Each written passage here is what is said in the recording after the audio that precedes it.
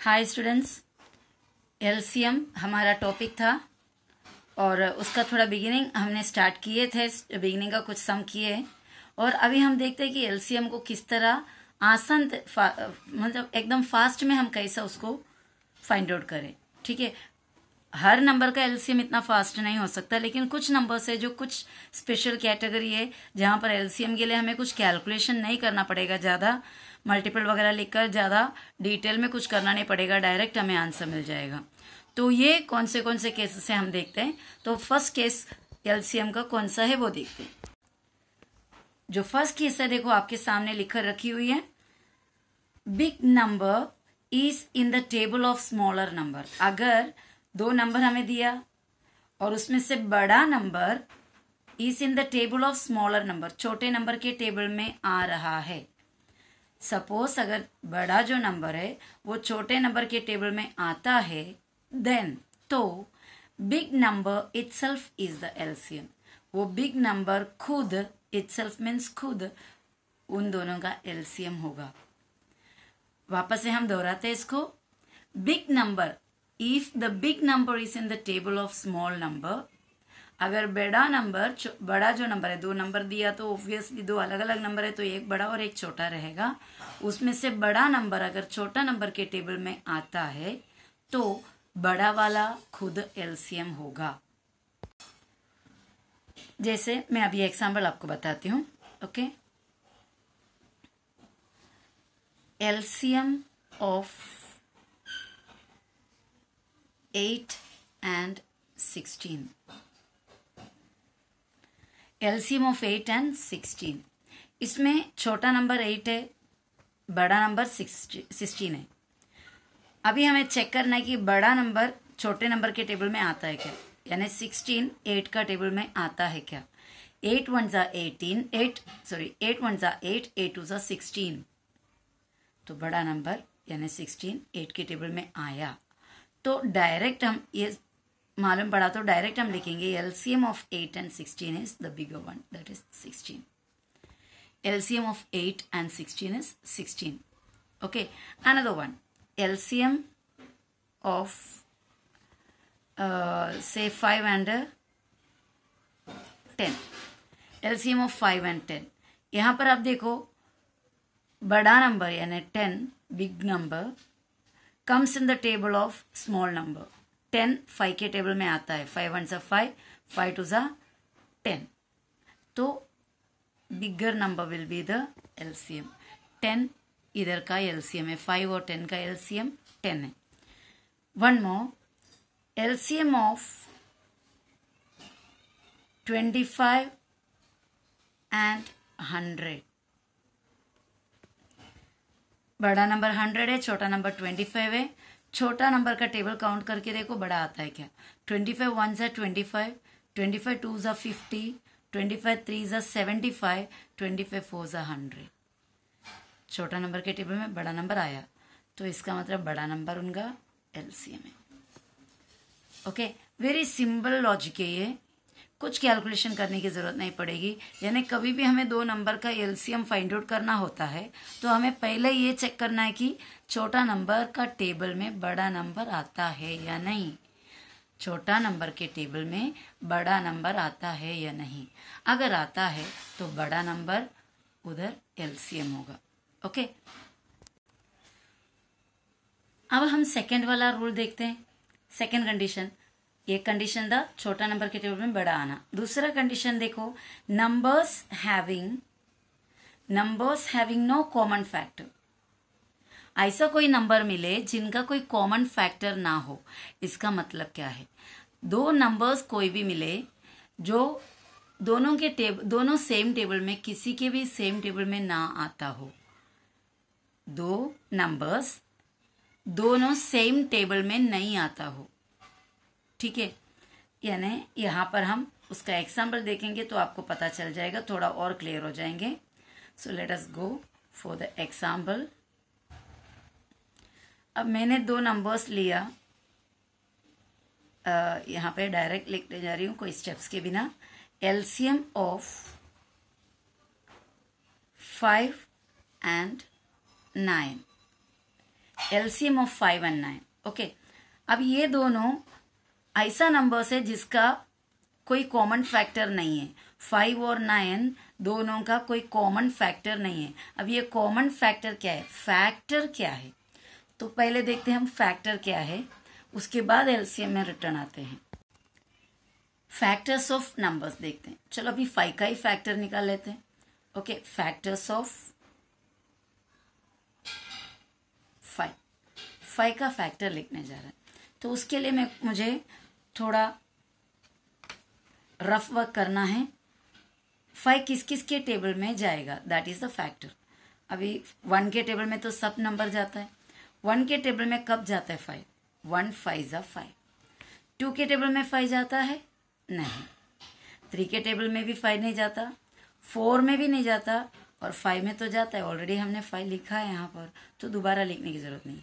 तो 5 का फैक्टर क्या क्या आया, एक 1 है, 1 के टेबल में जाता है, दूसरा एक 5 है क्योंकि वो 5 के टेबल में जाता है। यानी 5 जो नंबर है वो ये दो ही नंबर के टेबल में जाता है, एक 1 के टेबल में और एक 5 के टेबल में जाता है। ओके, तो 5 का फैक्टर्स क्या क्या हुआ, 1 और 5, तो इसे फैक्टर्स कहते हैं। अभी फैक्टर्स दूसरा नंबर का भी हम देखते हैं। फैक्टर्स ऑफ समझो कि हम 15 का फैक्टर्स बनाते हैं। 15 का फैक्टर्स, उसके लिए हमें क्या करना पड़े, ये तो हो गया, इसका कट कर दिया मैंने। 15 का फैक्टर्स देखते हैं। 15 किसके टेबल में जाते हैं, 1 15 1 के टेबल में सब नंबर जाता है, इसलिए ध्यान देना। 1 15 15 हो गया।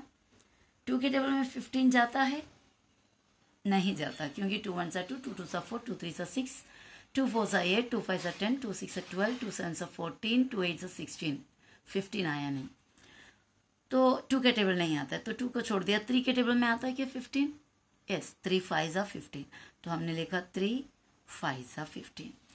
और 4 के टेबल में 15 नहीं आता। 5 के टेबल में आता है क्या, चेक करने की जरूरत नहीं, क्योंकि इधर ऑलरेडी 5 हमने लिख दिया है, यानी 5 के टेबल में आता है करके इधर है, राइट साइड में है 5, तो 5 का टेबल आ चुका है। एक बार आ गया है यहाँ का नंबर, तो फिर और आगे चेक करने की जरूरत नहीं, यानी कि 5 के आगे और कंटिन्यू चेक करने की जरूरत नहीं, और कोई टेबल में आएगा ही नहीं। यानी हमें 6 7 8 9 एक कोई भी टेबल चेक करने की जरूरत नहीं है, क्योंकि वो 5 यहाँ पर ये लेफ्ट साइड छोड़कर राइट साइड में आ चुका हुआ है, तो उसके आगे का टेबल देखने की जरूरत नहीं है। तो इसमें से हमें 15 का क्या क्या फैक्टर मिल रहा है, एक 1 है, एक 3 है, एक 5 है और एक 15 है। 1 3 5 15, तो हमने यहाँ पे लिखा 1 3 5 और 15। ओके, तो इस तरह फैक्टर्स फाइंड आउट करता है। तो ये होता है फैक्टर, यानी एक नंबर कौन से टेबल्स पे जाते हैं, कोई भी एक नंबर किस किस नंबर के टेबल्स पे जाते हैं, उन्हें कहते हैं उनका फैक्टर। तो अभी 5 का और 15 का फैक्टर में अगर लिखिए यहाँ पर, तो दोनों में कोई कॉमन है, सेम टेबल में आता है। 1 के तो टेबल में सब आता है, इसलिए 1 को काउंट ही नहीं करो। ओके, 1 को हमने नेग्लेक्ट कर लिया। उसके अलावा कोई सेम टेबल में आता है, यस, 5 के टेबल में दोनों आता है, 5 भी आता है 15 भी आता है। तो ये हुआ कॉमन फैक्टर। कौन है यहाँ पर कॉमन फैक्टर, 5। ओके, हम और एक और फैक्टर नंबर का फैक्टर निकाल के देखते हैं। फैक्टर्स ऑफ 24 लिखते हैं। ओके, फैक्टर्स ऑफ 24, और उसमें मैं यहाँ पे उसका स्टेप्स लिख देते हैं। 1 24 ज़ा 24, 2 12 ज़ा 24, 3 के टेबल में भी आता है 3 8 ज़ा 24, 4 के टेबल में भी आता है 4 6 ज़ा 24, 5 के टेबल में नहीं आता, 6 के टेबल में आता, देखो ऑलरेडी लिख दिया है। तो अभी यहाँ पे हमें आगे और काउंट नहीं करना है, चेक करने की जरूरत नहीं है। तो क्या क्या फैक्टर आया, 1 2 3 4 6 8 12 24, 1 2 3 4 6 8 12 24। ओके, तो हमने पूरा उधर लिख दिया, 1 2 3 4 6 8 12 24। ओके, इतना हमने लिखा। अब हम दूसरा एक नंबर और लेते हैं, फैक्टर्स ऑफ, चलो हम लेते हैं फैक्टर्स ऑफ 16 लेते हैं। फैक्टर्स ऑफ 16 लेंगे तो यहाँ पे मैं लिख रही हूँ फैक्टर्स ऑफ 16 के लिए 1 16 सा 16, 2 8 सा 16, ओके 3 में नहीं जाता, और उसके बाद 4 4 सा 16। 5 चेक करने की जरूरत नहीं क्योंकि 5 से छोटा वाला इधर आ चुका हुआ है, तो और नहीं लेना है। तो हमारे पास आया 1 2 4, दोबारा 4 रिपीट नहीं करना, 1 2 4 8 16, 1 2 4 8 16। अब आप ये जो 24 और 16 का फैक्टर्स जो लिखे रखे हैं, इसमें आप कंपेयर करो, कोई कॉमन फैक्टर है? यस, 1 छोड़ देना, 2 है, 4 है, 8 है, बराबर। तो ये सब कॉमन फैक्टर्स है। तो हम बोल सकते हैं कि 24 और 16 कॉमन फैक्टर वाला नंबर है, यानी इन दोनों का कॉमन फैक्टर है। इसी तरह 5 और 15 उसका भी कॉमन फैक्टर्स है। अब हमारा एलसीएम के लिए हमने लिखे रखा हुआ क्वेश्चन क्या था? 9 और 5 था, बराबर। तो 5 का फैक्टर्स आकर लिखेंगे। फैक्टर्स ऑफ 5 मैं पूरे लिखने नहीं जा रही हूँ, सिर्फ 5 लिख के ऐसा एरो डाल रही हूँ फैक्टर्स ऑफ 5 लिखने के लिए। 1 के टेबल में और 5 के टेबल में 5 आता है। 9 किस किस के टेबल में आता है? 1 3 के टेबल में आता है और सीधे 9 के टेबल में आता है। तो ये 5 का फैक्टर्स हो गया, ये 9 का फैक्टर्स हुआ। अब यहाँ पर चेक करो, इसमें कोई कॉमन फैक्टर है 1 के अलावा? कोई भी कॉमन फैक्टर नहीं है, बराबर। तो इसका मतलब यानी सेम कोई भी किसी टेबल में नहीं आ रहा है। इसका मतलब 5 और 9 ऐसा नंबर है जो सेम टेबल में नहीं आता। और हम यहाँ पर हमने एलसीएम का सेकंड केस यही लिए थे, जिनका कोई कॉमन फैक्टर ना हो।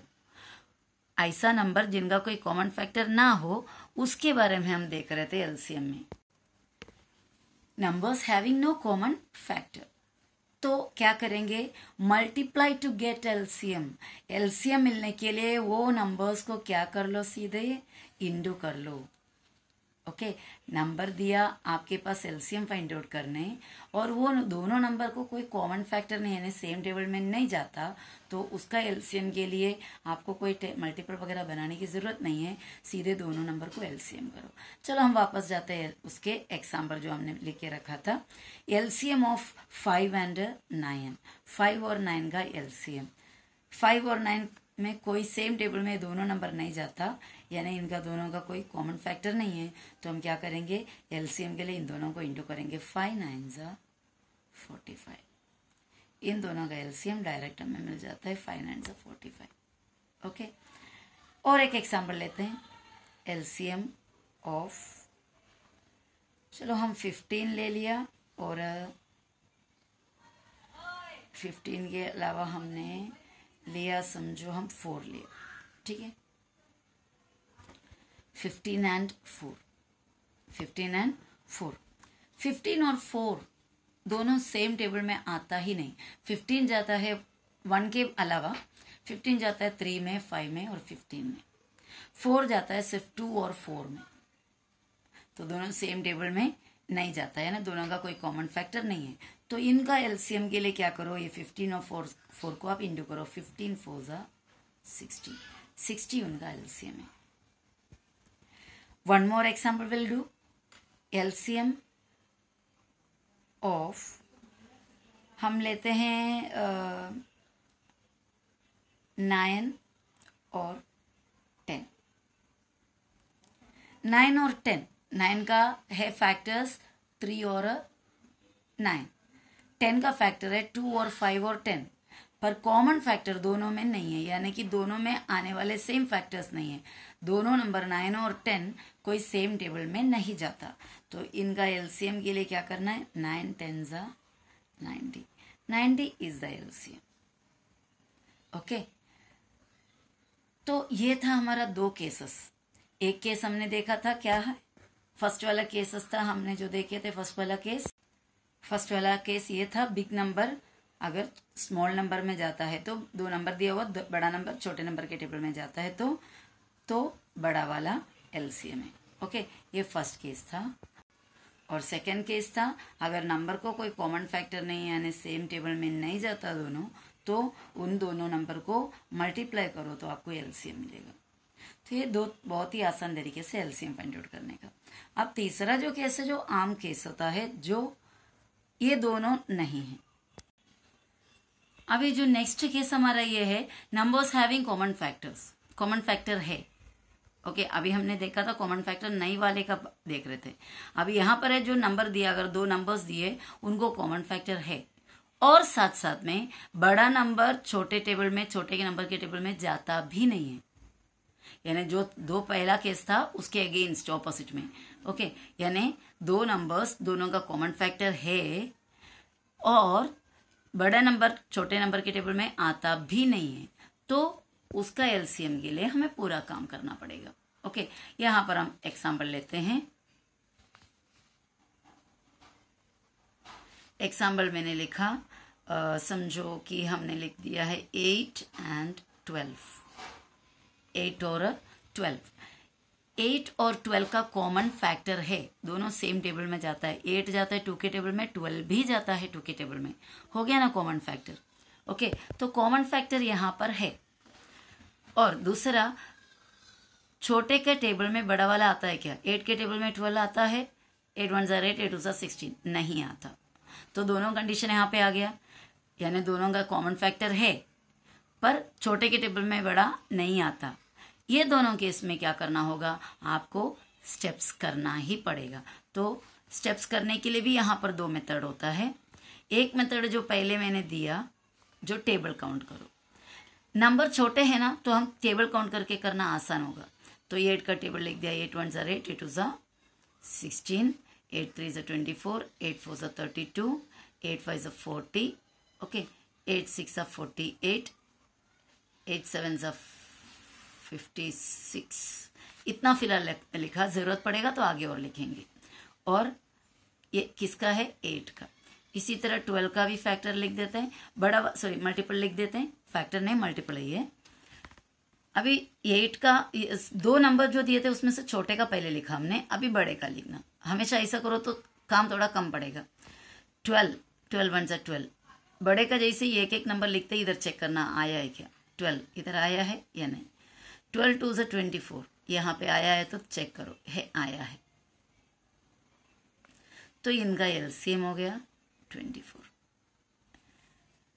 ये वो मेथड है जब नंबर्स का कॉमन फैक्टर होता है और छोटे नंबर के टेबल में बड़ा नंबर आता भी नहीं है। इस दोनों कंडीशन जहां पर लागू है वहां पर हमको ये मेथड करना पड़ेगा। ओके, चलो हम और एक एग्जाम्पल करते हैं। एक नंबर मैंने रखा कि 34 और दूसरा नंबर हमने ले लिया 48। ओके, अभी इसका क्या है? 34 और 48, 34 2 के टेबल में जाता है, 48 भी 2 के टेबल में जाता है। ये तो आपको पता है, एक नंबर 2 नंबर कोई भी एक नंबर देगा तो 2 के टेबल में आता है या नहीं, कैसा चेक करेंगे? वो भी अलग मैथ्स में, वो भी एक बेसिक हो गया मैथ्स का। मैथ्स का बेसिक में ये हम एक्चुअली पहले स्टैंडर्ड 6th में शायद हम पढ़ते हैं, शायद स्टैंडर्ड 6th या 5th में, इवन 5th में हम स्टार्ट करते हैं कि एक नंबर दिया और उसकी लास्ट डिजिट अगर 0 2 4 6 8 है, लास्ट डिजिट आखिरी डिजिट अगर 0 2 4 6 8 है तो वो नंबर 2 के टेबल में आएगा। ओके, अगर हमारे पास एक नंबर आया 9736, इसकी लास्ट डिजिट क्या है? 6, 0 2 4 6 8, लास्ट डिजिट ऐसा है। ओके, यानी 0 2 4 6 8, इनमें से कोई भी एक डिजिट अगर लास्ट में आया तो वो नंबर 2 के टेबल में आता है। तो यहाँ पे 4 आया, देखो ये, तो ये 2 के टेबल में जाता है, ये भी 2 के टेबल में जाता है। तो दोनों सेम टेबल में जाता है। छोटे के टेबल में बड़ा जाता है क्या? 34 1 34, 34 2 68 हो जाता है, नहीं जाता। छोटे के टेबल में बड़ा नहीं जाता। तो ये थर्ड वाला केस हो गया हमारा। ओके, थर्ड वाला केस है तो हमें क्या करना पड़ेगा? 34 का टेबल लिखो लिखो लिखो, 48 का टेबल लिखो। ये इतना तो आसान नहीं है, क्योंकि बात अगर होती अभी जस्ट पहले हमने किया जैसा 8 और 12 का, तो 8 का टेबल तो हमको बाय हार्ट है, आसानी से ऐसे हम लोग लिख लेंगे। 12 का टेबल भी आसानी से हम लिख लेंगे, पर ये 34 का टेबल के लिए क्या करेंगे? 48 का टेबल के लिए क्या करेंगे? वो तो बड़ी मुश्किल की बात हो गई। तो इसके लिए दूसरा मेथड रखे हैं, जब बड़े बड़े नंबर हमारे सामने हैं तो एलसीएम करने के लिए हम इस मेथड को अपनाएंगे। टेबल लिखने के बदले 34 लिखा, 48 लिखा और यहाँ से हम इसको थोड़ा सा आधा पिंजरे में डाल दिए। ठीक है, अब किसके टेबल में दोनों आता है? सबसे छोटा टेबल कौन से टेबल में? 2 में जाता है। 2 में इसको टुकड़े टुकड़े करके करना है। एक्चुअली ये डिवीजन है। 2 के टेबल में 3 नहीं आता, और 3 से छोटा तो आएंगे। 2 1 ज़ा 2, 2 2 ज़ा 4 ज़्यादा हो जाता है। ओनली 3 लेना है, दोनों नंबर नहीं लेना, जैसा हम डिवीजन में लेते हैं। 2 1 ज़ा 2, 2 1 ज़ा 2 किस में से ले लेना है? 3 में से। 3 के अंदर से 2 1 ज़ा 2 को हटा दिया तो 3 में क्या बचा? 1 बचा। 2 1 ज़ा 2 हट गया, 2 हट गया 3 में से, तो 1 बचा। वो 1 को यहाँ पर डालना है, वो 1 को यहाँ पर डालना है, तो ये क्या बन जाएगा? 14। 2 के टेबल में 14 कभी होता है। 2 1 ज़ा 2, 2 2 ज़ा 4, 2 7 ज़ा, ओके, 2 7 ज़ा 14। यहाँ पे कोमा डाला। अब इसको भी देखना है। 2 इधर लिखा है ना, 2 इसके लिए भी, इसके लिए भी 2। 2 के टेबल में ये 4 कभी आता है। 2 2 ज़ा 4, इधर कुछ भी नहीं बचा, फिर कंप्लीट हो गया। अभी इधर कैरी कुछ डालने के लिए है नहीं, जैसे इधर था। अभी 8 है। 2 के टेबल में 8 कभी आता है। 2 4 ज़ा 8, 2 4 ज़ा 8। अब फिर से हम एक और पिंजरा डालेंगे। ओके, अब हमें क्या करना है? देखो, ये दोनों नंबर किस टेबल में आता है? सेम किस में आता है? 17। आपको पता है ये 17 तो प्राइम नंबर है, किसी टेबल में नहीं जाता है। कोई भी टेबल में नहीं जाता है खुद के टेबल के अलावा और 1 के टेबल के अलावा, तो वो नंबर को हम प्राइम नंबर कहते हैं। खुद के और 1 के टेबल के अलावा कोई और टेबल में नहीं जाता जो नंबर, उसे प्राइम नंबर कहते हैं। तो 17 प्राइम नंबर है, वो किसी टेबल में नहीं जाने वाला। और 24 तो 2 में जाता, 4 में जाता, 6 में जाता, 8 में जाता, 3 में जाता, 24 में जाता, काफ़ी नंबर्स में जाता है। तो दोनों सेम टेबल में तो जाता है नहीं। तो जब दोनों नंबर नहीं जाता है तो आप क्या करो? जो जाता है उसको ले लो, या फिर उधर ही स्टॉप कर दो। उधर ही स्टॉप भी कर सकते हो आप। दोनों सेम टेबल में नहीं जाता तो यहीं के यहीं स्टॉप कर सकते हो। स्टॉप करने के बाद ये वाला और ये जो लास्ट में जो 2 सेम टेबल में नहीं जा रहे थे, इतने को इंटू करो। समझ रहे हैं? 24 इंटू 17 इंटू 2। चलो इंटू करके देखते हैं। 24 इंटू 17 इंटू 2, 24 इंटू 17, 7 4 ज़ा 28, 2 कैरी इधर डाल रही हूँ मैं। 7 2 ज़ा 14 और 2 16, 0 1 4 ज़ा 4, 1 2 ज़ा 2। ऐड करो। ऐड करने पे आपको 8 और 10, 1 कैरी 4, 408। और अभी इसको किसके साथ भी इंटू करना है? 2 के साथ। 408 इंटू 2, 2 8 ज़ा 16, 1 कैरी, 2 0 ज़ा 0 और 1 1, 2 4 ज़ा 8, 816। ये एलसीएम है इनका एलसीएम हो गया 816। ओके, वो नहीं है तो आप फिर ऐसा कर सकते हो। हमारा नंबर था 34 और 48, वही सेम ऐसे लिखो। 2 के टेबल में 17 हो गया और ये 24 हुआ। अब आपको ऐसा कंफ्यूजन हो रहा है, ये दोनों सेम टेबल में नहीं आ रहा है और आपको यहाँ पर स्टॉप नहीं करना है, तो सिंगल नंबर किस में जाता है देख सकते हो। जब दोनों नंबर सेम टेबल में नहीं जाता तो एक एक को लो। 17 किस में जाता है? 17 1 ज़ा 24 नहीं जाता 17 में, तो 24 को वैसे ही रखा। अब इसको तो छोड़ दो, हो गया। अभी 24 किस में जाता है? आप चाहे तो टुकड़े टुकड़े कर सकते हैं, 2 में जाता है, इसमें जाता है, लेकिन एक ही तो नंबर है ना। एक ही नंबर किसी में जाके या नहीं जाके कोई मतलब है क्या? नहीं है। तो इसके लिए हम 24 को डायरेक्टली लिख दिया। ये 1 नीचे, 24 1 ज़ा। अभी भी आपको क्या ही इंटू करना है? ये देखो इतना पूरा 2 और 17 और 24। अभी तो वही हमने इंटू किए थे, 2 और 17 इंटू करके ये, और उसके साथ 17 और 24 इंटू करके ये, और उसके बाद 2 इंटू करके ये। ठीक है, तो वो भी इंटू करेंगे तो हमें एलसीएम क्या मिलेगा? हमारा 816। ओके, इतना क्लियर है? तो एलसीएम का टेबल फिलहाल इतना, एलसीएम का एक्सरसाइज फिलहाल इतना। नेक्स्ट वीडियो में हम एलसीएम के साथ कंटिन्यू करेंगे फ्रैक्शंस का एडिशन सब्ट्रैक्शन। ओके।